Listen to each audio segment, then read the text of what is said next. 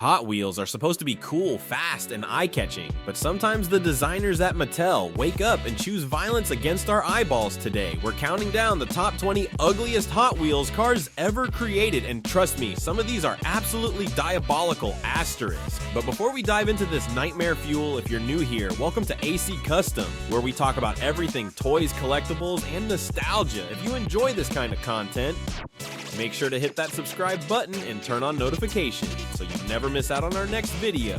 Alright, let's get into the ugly asterisk.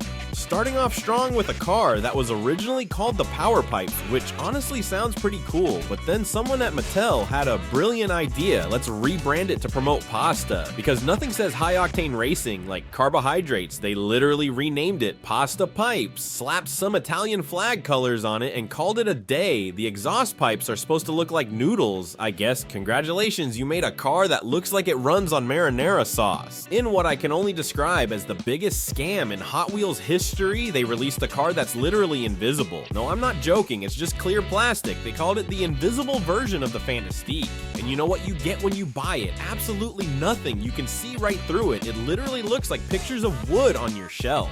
I paid actual money for air with wheels attached. What kind of lazy design is this? Oh boy, where do I even start? The fat backs were a series of Hot Wheels released exclusively in 2004 that featured absurdly wide wheels, like unrealistically massive wheels that make the cars look like they're constantly mid-squat. These things look so unnatural and disproportionate that they actually caused Mattel a financial loss because nobody wanted to buy them. They were discontinued shortly after. And honestly, good riddance. These cars look like they hit the gym, but only did leg day for 3 years straight.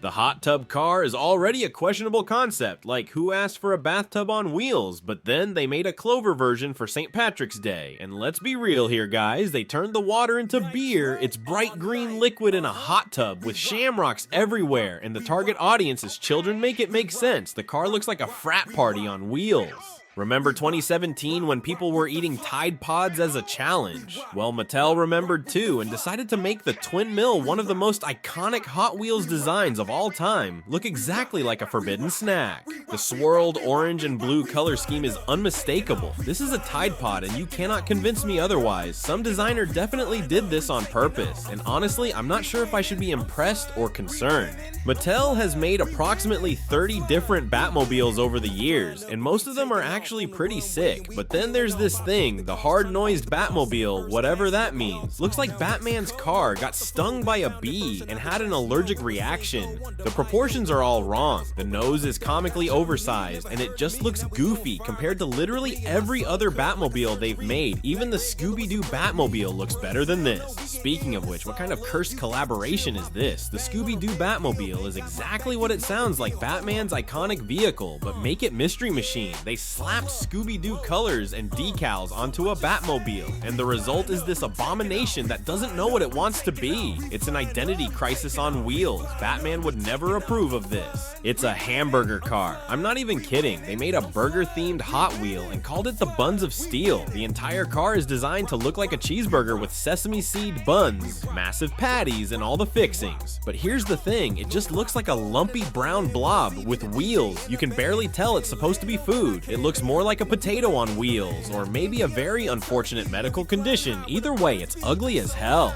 Nothing says Christmas like pancake mix on a muscle car, right? The Camaro's a legendary vehicle, and they decided to give it a Krusteaz sponsorship for a Christmas edition. It's red and green with Krusteaz branding plastered all over it like a NASCAR that crashed into a breakfast aisle. This is pure corporate sponsorship gone wrong. It's tacky, it's confusing, and it makes me want pancakes for all the wrong reasons.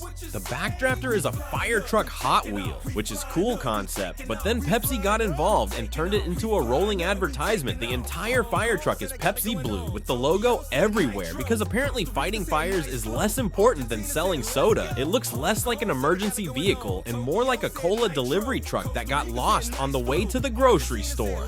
The twin mill is literally the face of Hot Wheels, the most iconic design in the entire brand's history. It's known for its massive double engine setup in the front, so naturally when they made the Gen E version in 2019, they removed the engines. Wait, what? They took the mill out of twin mill. It's like making a hot dog without the hot or the dog. This car's entire identity was based on those engines, and now it's just a sleek body with nothing that makes it special. It's not even a twin mill anymore, it's just mill, and that's depressing. It's a toilet car. Yes, you read that correctly, a literal toilet on wheels with a driver sitting on it. They made multiple versions, including a golden toilet version. Cause if you're gonna make a bathroom themed Hot Wheel, you might as well go full luxury. I guess there's also a version with a giant rat crawling on it, which raises so many questions. I don't want answered, this car exists and I hate it. The Donut Drifter is already a weird concept, turning breakfast pastries into racing vehicles. But then Mattel decided to release a Baker's Dozen package, which is 13 donut cars specifically marketed to girls, because apparently toy cars need to be gendered. The package is pink and sparkly and screams early 2000s marketing stereotypes. The cars themselves look fine, but the whole concept of gendered donuts makes me want to throw them into traffic. This car is almost taller than it is long, which creates the most disgusting proportions I've ever seen on a Hot Wheel. It's like someone took a normal car and compressed it vertically until it became a cube with wheels. The Hypermite looks like it would tip over if you breathed on it too hard. It's unstable, ugly, and I genuinely don't understand how this design made it past the approval process. It looks like a car that got sat on. Similar to the Hypermite, this thing is way too tall and narrow. It looks like a car that's been stretched upwards in Photoshop. The Cyclops has this weird bulbous cockpit that makes it look top heavy and ready to fall over at any moment. Nothing about this design says speed or style. It says I will roll over if I take a turn faster than 5 miles per hour. The proportions are just wrong on every level.